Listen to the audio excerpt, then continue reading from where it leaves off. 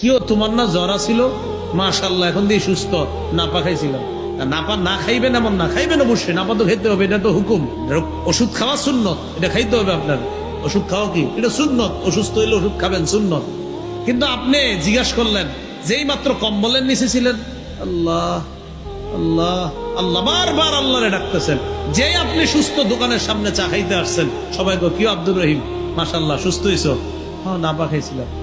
কম্বলের নিচে কতবার কইলেন আল্লাহরে, অথচ দুইজন একই রোগী, হসপিটালে রিপোর্টও আসছে, সেও নাপা খাইছে, আমিও খাইছি, সে ভালো হয় নাই, আমি ভালো হয়েছি। তো বুঝতেছেন না কোথায় কাজ হচ্ছে? তা আপনার তো বলা উচিত ছিল এইভাবে, ভাই অসুস্থ ছিলাম, আলহামদুলিল্লাহ সুস্থ হয়েছি। ডাক্তার বলছিল নাপা খাইতে, আল্লাহর নাম নিয়ে নাপা খাইছি। কেন এই শব্দ, এই বাক্যটা একটু বাড়ায় বললে কোথায় সমস্যা আছে? আল্লাহর নাম নিয়ে নাপা খেয়েছিলাম, আলহামদুলিল্লাহ সুস্থ হয়েছি, বাস এই তো হয়ে গেল।